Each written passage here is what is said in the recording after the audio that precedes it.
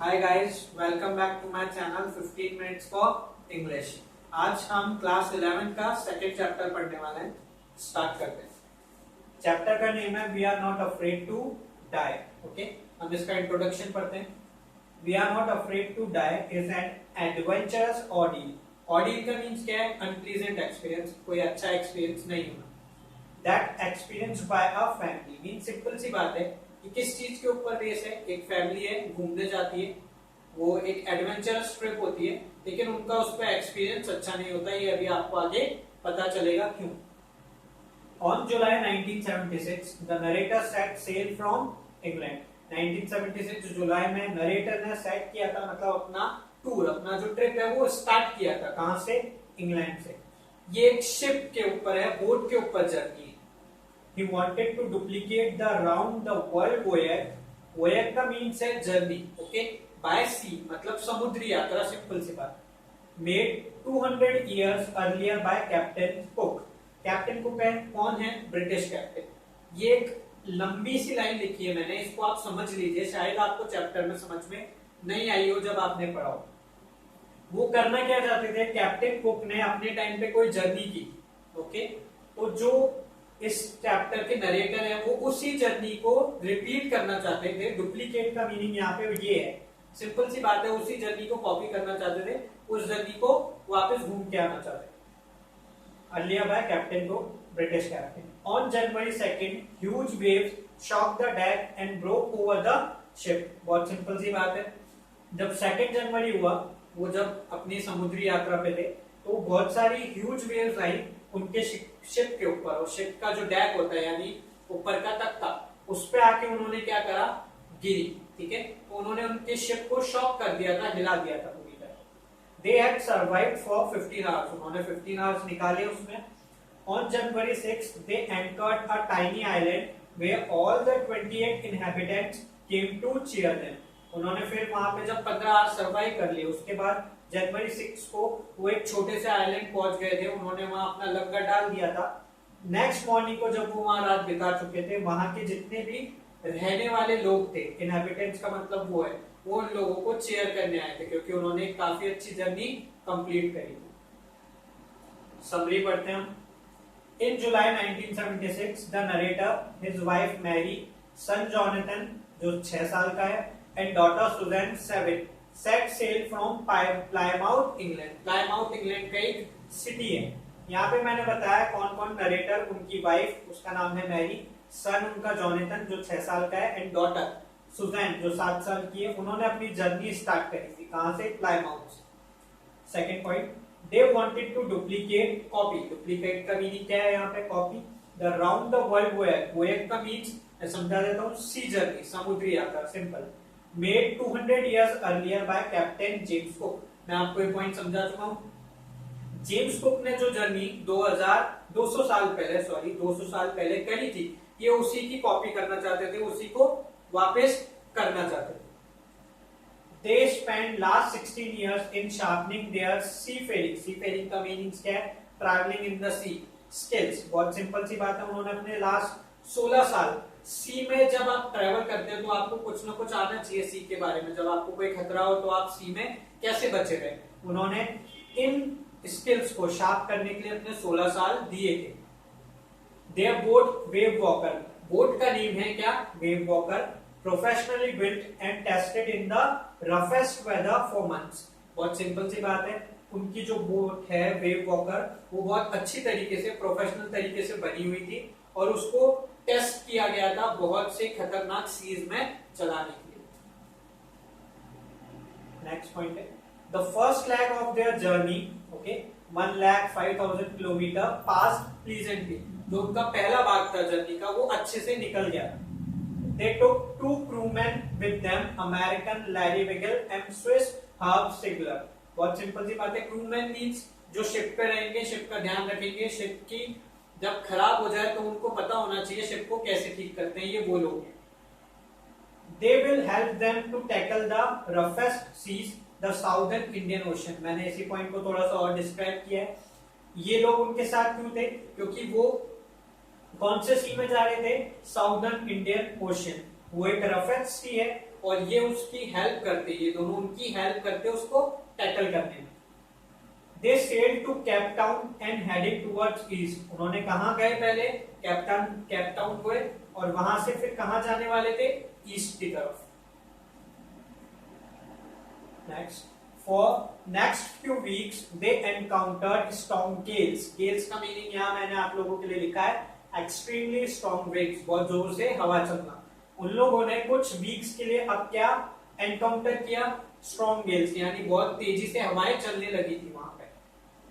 The size of the waves was alarming, जो size था waves का वो भी इंक्रीज हो रहा था, खतरनाक था उन लोगों के लिए। They celebrated Christmas in spite of roughest weather, वहां बहुत वेदर खराब हो गया था फिर भी उन लोगों ने क्रिसमस सेलिब्रेट किया। The weather getting worse, weather जो है वो डे बाय डे खतरनाक बेकार होता जा रहा था।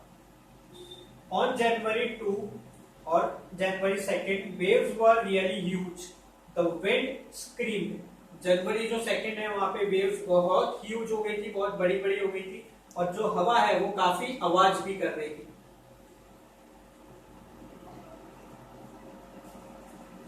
They dropped the storm jib to slow down the boat. Storm jib यहाँ पे एक नया वर्ड है लेकिन मैं आपको समझा देता हूँ। जैसे सेल होता है, सिंपल सी बात है, एक कपड़ा जिसको बोट पे ऐसे लगाया जाता है, ओके, वो हवा को रोक सके या उसको कंट्रोल कर सके।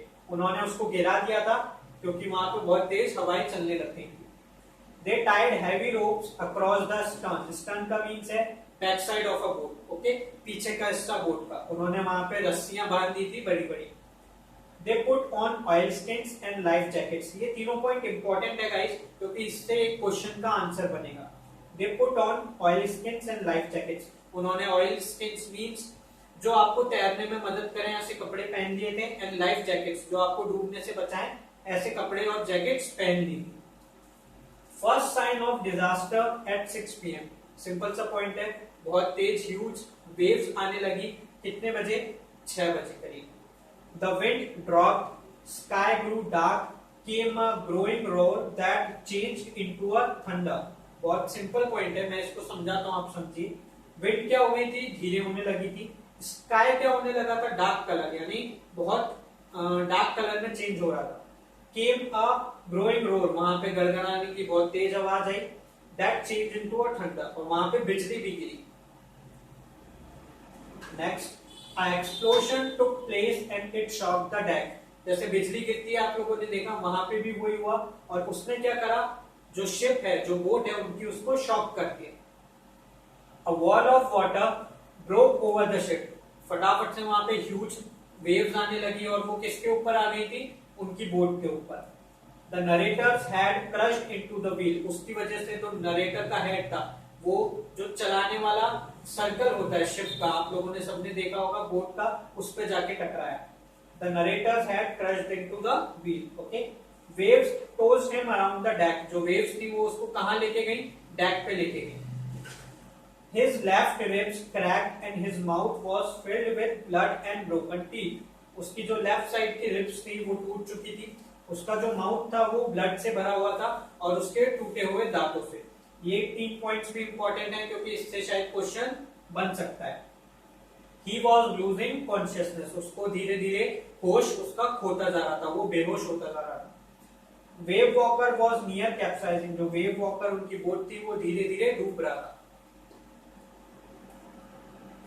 Suddenly his wife appeared and cried, "We are sinking." Suddenly gate open होता है शायद और उसकी वाइफ आती है वहां पे और वाइफ को क्या बोलती है, हम सिंक हो रहे हैं, हम डूब रहे हैं धीरे धीरे। Larry and Herb were pumping like madman, Larry और हर्ब जो थे वो पानी निकालने की कोशिश कर रहे थे पागलों की तरह।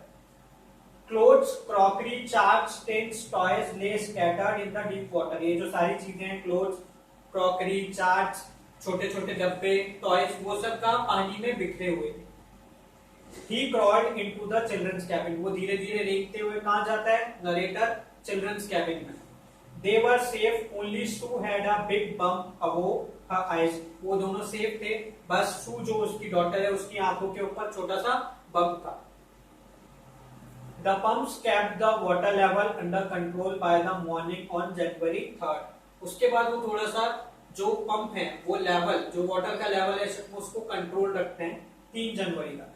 The boats rib frames were smashed, ये जो ऐसे बोट बनी होती है उसके जो रिब फ्रेम्स होते हैं वो टूट चुके थे।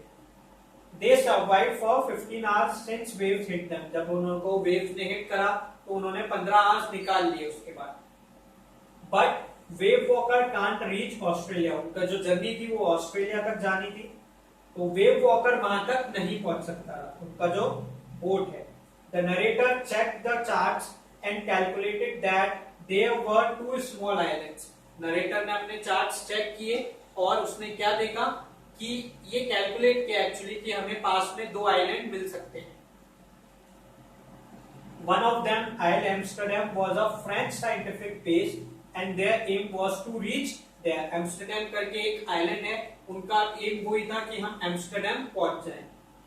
The wave put the auxiliary यानी supportive engine of out of action, जो शिप का, जो बोट का सपोर्टिव इंजन होता है उसको उसने आउट ऑफ एक्शन कर दिया था, यानी अब वो काम नहीं कर पा रहा था वेव्स की वजह से। They could not set any sail on main mast. Okay, main must आप लोग समझते हैं, जो मेन पर्दा होता है शिप का, उनको वो लगाना अब पॉसिबल नहीं था, वो नहीं लगा पा रहे थे। बट दे हॉइस्ट का मीन्स मैंने बताया यहाँ पे रेज द स्ट्रॉन्ग जिब एंड हेडेड फॉर 2 आइलैंड्स, जो स्ट्रॉन्ग जिब उन्होंने छोटा सहायक पर्दा लगाया था उन्होंने उसको हटा लिया और वो आइलैंड की तरफ चलने लगे। They ate their meal after almost 2 days, उन्होंने जो अपना खाना खाया वो करीब करीब 2 दिन बाद खाया पहला मील। Again at 4 PM, black clouds build up, वापस से जो बादल हैं वो आने लगे हैं, काले बादल। Wind was back to 40 knots, ये 40 knots क्या है, मीन्स सिंपल सी बात है, विंड को मेजर करने का एक साइन है और एक तरीके से आप इसमें विंड्स को मेजर कर सकते हैं। तो विंड जो है वो इतनी तेज वापस चलने लगी। The seas were getting higher, सी की जो वेव्स हैं वो वापस बढ़ रही थी। The weather remained rough throughout the night, पूरी रात भर वेदर जो है वो खराब ही रहा। Situation remained same by dawn on January 5th, dawn का मीनिंग क्या है, सुबह की पहली किरण। ओके, सिंपल सी बात है, तो जनवरी 5th तक ये सिचुएशंस ऐसी रही थी, वेदर कैसा था, रफ था। Next point, the narrator tried to assure his son but John said we are not afraid of dying if we can all be together. ये आपके पूरे चैप्टर का नेम है और एक अच्छा पॉइंट है। नरेटर क्या कर रहा था, अपने सन को अश्योर कर रहा था कि शायद हम बच जाएं। ओके, बट जॉन जो उसका सन है जॉनथन, ओके, वो उसको सहानुभूति दे रहा था कि कोई बात नहीं पापा, अगर हम मर भी जाते हैं तो कोई बात नहीं, हम सब साथ में तो हैं। द नरेटर वॉज स्पीचलेस, ये सुन के नरेटर है स्पीचलेस हो गए थे, कुछ बोल नहीं पा रहे थे। Narrator and his wife felt that their end was very near, narrator और उनकी वाइफ को क्या लग रहा था, वो शायद अब नहीं बच पाएंगे। Wave walker rode out the storm and they rechecked and could expect to see island at about 5 PM on January 6th। उन्होंने वापस से कैलकुलेट किया और जो वेव वॉकर था वो स्टॉर्म से बाहर आ रहा था धीरे धीरे, और उन्होंने जब कैलकुलेट किया था तो उनको लगा था कि हम 5 बजे तक, कब, 6 जनवरी को इवनिंग में कहां पहुंच जाएंगे, शायद आइलैंड पहुंच जाए। The son Jonathan seems quite excited and wanted to hug his dad. Also told him that he was the best daddy in the whole world. ये सुन के, और शायद उसको पता चल गया था, दिख रहा था कि हम आइलैंड तक पहुंच जाएं, इसलिए वो बहुत खुश था, काफी एक्साइटेड था, अपने डैड को हग करना चाहता था और उनसे बोल भी रहा था कि आप दुनिया के सबसे अच्छे पापा हैं। They found the island Al Amsterdam, उनको आइलैंड मिल जाता है। They anchored offshore for the night, और anchored का मीनिंग क्या है यहाँ पे, आप लोगों ने वो देखा है, एक लोहे का जिसको हम शिप की स्पीड को धीरे करने के लिए डाल देते हैं, लंगर बोलते हैं हिंदी में, वो उन्होंने डाल दिया और वो नाइट रुके थे वहां पे एम्स्टरडैम पे। The next morning all 28 inhabitants of the island came to cheer them. Inhabitants मतलब वहां के रहने वाले, सारे वासी वहां लोग आए थे और इन लोगों को चीयर किया था। यहाँ हमारी समरी खत्म होती है, अब हम कैरेक्टर स्केच पढ़ते हैं। मैंने एक कैरेक्टर बनाया नरेटर का, क्योंकि ये ही इंपॉर्टेंट कैरेक्टर है इस चैप्टर में। मैरिड मैन विद 2 चिल्ड्रन, उनकी शादी हो चुकी है और 2 बच्चे हैं उनके। Set to duplicate Captain Cook's where Captain Cook's की जो जर्नी है उसको वापस रिपीट करते हैं। The captain of the ship wave walker, जो शिप है वेव वॉकर उसके कैप्टन है ये। लव फैमिली, ये अपने परिवार को बहुत प्यार करते हैं। रियल फाइटर, एक्चुअल में रियल फाइटर मैंने इसलिए बोला है क्योंकि इन्होंने अपनी हिम्मत नहीं हारी, भले ही कैसी भी सिचुएशंस थी इनके सामने, बट इन्होंने उसका सामना किया। A man with great courage and commitment, and तक इन्होंने हार नहीं मानी, अपनी करेज दिखाई और एट द एंड ये कहां पहुंच गए, उस आइलैंड पे। कुछ इंपॉर्टेंट क्वेश्चन है गाइस। फर्स्ट क्वेश्चन है, what difference did you notice between the reaction of the adults and the children when they face the danger. ये लॉजिकल क्वेश्चन है, थोड़ा सा सोचिएगा, क्योंकि जो दोनों बड़े थे यानी नरेटर एंड उनकी वाइफ, उन्होंने सोच लिया था शायद हम यहाँ से नहीं बचेंगे, बट चिल्ड्रन ऐसा नहीं सोच रहे थे। वो सोच रहे थे अगर हम मर भी जाते हैं तो हम शायद सब साथ में होंगे। तो ये दोनों में डिफरेंस है, आप इसको बता सकते हैं। Second question, what are the precautions did the narrator take when waves struck the boat. मैंने आपको बताया थे कुछ पॉइंट्स, कैसे उन्होंने स्ट्रॉन्ग जेट को लगाया, ऑयल स्किन्स पहन ली। आप इसमें वो वाला आंसर्स लिख सकते हैं। क्वेश्चन का मीनिंग सिंपल सा यही है, नरेटर ने क्या प्रिकॉशंस लिए थे जब उनकी बोट को स्ट्रक किया था वेव्स ने। Question number third, how did the narrator hurt himself on January 2nd। यहाँ पे आपको नरेटर की कंडीशंस बतानी है कि उसने अपने आप को कैसे हर्ट किया था। वेव्स आई थी, वो व्हील पे टकराया, देन उसको डेक पे लेके आए, उसके टीथ टूट गए थे, ब्लड आ रहा था। Question number 4, describe the situations on January 4th। Why did the narrator and Mary feels that end was very near? Okay, question number 4 simple है, आपको 4 जनवरी को जो उन लोगों की सिचुएशंस थी वो बतानी है, एंड आपको ये भी बताना है नरेटर एंड मैरी को ऐसा क्यों लगता था कि उनका एंड करीब है। Question number 5, justify the title we are not afraid to die. Okay, इसको जस्टिफाई कीजिए, कैसे आप बता सकते हैं, थोड़े से एग्जांपल दीजिए उनकी जर्नी के बारे में, देन उनके चिल्ड्रन के बारे में कि उन्होंने क्या बोला था कि हम साथ हैं, तो हम we are not afraid to die, हम डरते नहीं है मरने से। यहाँ मेरी वीडियो खत्म होती है गाइस। ये मेरी email ID and phone number है 8946918064। अगर आपको इस चैप्टर से रिलेटेड या प्रीवियस वीडियो से रिलेटेड नोट्स चाहिए, पीडीएफ चाहिए, तो आप मुझे कॉल कर सकते हैं, व्हाट्सएप कर सकते हैं या मेल कर सकते हैं। For more updates please like and subscribe my channel. Thank you.